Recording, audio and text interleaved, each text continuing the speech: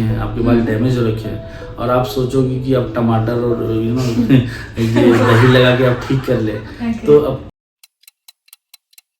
Hello everyone, welcome to salon Sudhir Ranchi. Today we will talk about myths about hair. Okay, so hello everyone. As Sir has already told that we are going to talk about myths related to hair. So we'll start with the question, and my first question will be to you, sir, is that does cutting hair often make it grow faster? Like हम ऐसा सोचते हैं कि बाल जल्दी कटवाने से बाल बड़े होते हैं. Is that true? हाँ, ये ट्रू है। लाइक जैसे कि आप देख लो कि आपके अगर बाल अगर लंबे टाइम तक नहीं कटते हैं तो फिर उसमें स्प्लिटेंस आ जाता है, और वो स्प्लिटेंस जो होता है वो काफी मतलब छोटे छोटे पीसेस में टूटना शुरू हो जाता है। स्प्लिटेंस आते रहेगा एंड देन टूटते रहेगा, तो आपका ग्रोथ हो भी रहा है रूट से, लेकिन वो लेंथ में आके वो लेंथ में प्रॉपर लेंथ दिख नहीं रहा है। तो उसके लिए सबसे बेस्ट है कि आप 3 मंथ में कट कराओ, और कट कराने के बाद स्प्लिटेंस आप जैसे आप अवॉइड करोगे वैसे आपका लेंथ आपको दिखने लगेगा। तो या कट कराना जरूरी है ग्रोथ के लिए। Okay, so this is true, right? Yeah. So my next question would be that oiling overnight is really good for hair. Like हमारा जो ट्रेडिशनल कल्चर है, हमारा जो होता चला आ रहा है, तो हमें ये सिखाया जाता है कि रात में आप ओवरनाइट ऑयलिंग कर दो and then your hair will be healthy. तो is that true? Okay, oiling करना अच्छा है, आप कर सकते हो, ऑयलिंग करना चाहिए, बट करने का तरीका थोड़ा सा चेंज करना होगा यहाँ। आप जैसे कि आपके बाल क्लीन होना चाहिए, आपके बाल में बिल्कुल सीरम सिक्रेशन स्कैल्प में नहीं होनी चाहिए, डस्ट नहीं होनी चाहिए, तो आप ऑयल लगा के रात भर छोड़ सकते हो। अगेन अगर आप 2-3 दिन पहले अगर आप वॉश किए हो तो आपके स्कैल्प में सीरम रहेगा, ऑयली भी रहेगा, साथ साथ में डस्ट वगैरह रहेगा, उसके ऊपर आप ऑयल लगाते हो तो वो डैमेज करने का काम करेगा। तो बेटर है कि बाल को क्लीन करें और उसके बाद ही ऑयलिंग करें, ओवरनाइट छोड़ें एंड देन नेक्स्ट डे आप उसको वॉश कर सकते हैं। ओके, तो जैसा अभी आपने बताया सीबम सिक्रेशन, राइट? तो क्या आप ऑडियंस को बता सकते हैं कि एक्चुअल में होता क्या है? वो सीरम सिक्रेशन, सीरम जो है वो हमारा नेचुरल ऑयल है जो हर बाल के फॉलिकल के सामने वो रहता है, तो वो हमारा बाल को मॉइस्चर देने का काम करता है। तो वो नेचुरल है, वो आते रहेगा, उसको हम लोग क्लीन करते रहना चाहिए। Okay, so my next question, very important question, जो लोगों को लगता है कि ये एक्चुअल में बहुत इम्पैक्टफुल है, ये बहुत बड़ा मिथ है, दैट इज कि एक्सपेंसिव शैम्पूज और कंडीशनर्स और products work better. Is that true?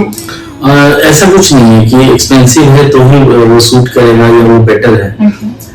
It's all depend on like क्या सूट कर रहा है आप पे। अगर आपको सूट कर रहा है क्लिनिक प्लस, प्लीज आप वही यूज करें। अगर आपको सूट कर रहा है लॉरियल, देन प्लीज आप लॉरियल सूट करें।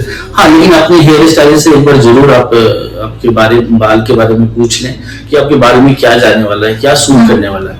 I think they will give you the better option. So Okay, so that is totally incorrect. That's great. Okay, so the next question would be that what is the real reason for hair fall? क्या reason है जिसकी वजह से बहुत ज्यादा hair fall हो रहा है? ओके, हेयर फॉल हमें इसको 2 तरह से समझना होगा। Like hair fall and hair loss, ये दोनों चीज जो है वो दोनों अलग अलग है, अलग अलग रीजन से होता है। हेयर फॉल मीन्स ब्रेकेज, जो हमारे बाल बीच से टूट जाते हैं, and hair loss means root से निकलना। तो दोनों का रीजन अलग अलग है। हमें ये फाइंड आउट करना है कि हमें क्या हो रहा है। रूट से निकल रहा है तो चेक करना है कि डैंड्रफ तो नहीं है, और अगर सपोज लेंथ से ब्रेकेज अगर हो रही है तो हेयर फॉल अगर हो रही है तो हमें बालों का इलास्टिसिटी और स्ट्रेंथनिंग पे ध्यान देना होगा। तो ये आप जब इस तरह का कोई भी प्रॉब्लम हो, आप अपने हेयर स्टाइलिस्ट से मिलें और उससे अपना राय लें, और उसके बाद में I think they will suggest you the better thing. Okay. Last question, last but not least. So the last question would be that natural hair care is better than the medicated one. Medicated one means? Natural in the sense कि जो Salon one. Not even salon, medicated in the sense जो अभी टर्मैट हो गया है, बहुत हो गए, तो वो सब दे रहे हैं। और salon के भी बहुत सारे प्रोडक्ट्स हैं, that is also medicated, उसमें भी केमिकल्स होते हैं, तो that is also medicated। और जो घर पे हम होम रेमेडी कर रहे हैं वो क्या है, उसमें कुछ भी केमिकल्स नहीं है, कोई भी उसमें प्रिजर्वेटिव नहीं है, तो ये मिथ है कि वो ज्यादा बेटर होते हैं हमारे लिए। Is that true? देखिए क्या है कि अभी क्या है, सिंपल सा आप समझ लीजिए कि आप आपके बाल अगर ड्राई हो रखे हैं, आपके बाल डैमेज हो रखे हैं, और आप सोचोगे कि आप टमाटर और दही लगा के आप ठीक कर ले, तो अब पहले ये समझना पड़ेगा कि हमने खराब किया है, कैसे किया है। तो और जो भी केमिकल की बात किया जा रहा है, जैसे सैलून इंडस्ट्री में जो भी प्रोडक्ट है केमिकल है, but these chemical are good for hair actually. वो बाल को चाहिए वो केमिकल, और बाल को उससे वो डैमेज नहीं करता है, वो रिपेयर करता है और फास्ट रिपेयर करता है। सो अगर हम कलर करें बाल में, और बाल में अगर ड्राइनेस आ जाता है, कभी कभी आता है, तो आप उसको दही से या घर का रेमेडी से आप उसको ठीक नहीं कर सकते। आपको उसके लिए एक प्रॉपर रिचुअल्स कराना पड़ेगा, एक सैलून में जाके आपको अच्छा स्पा लेना पड़ेगा।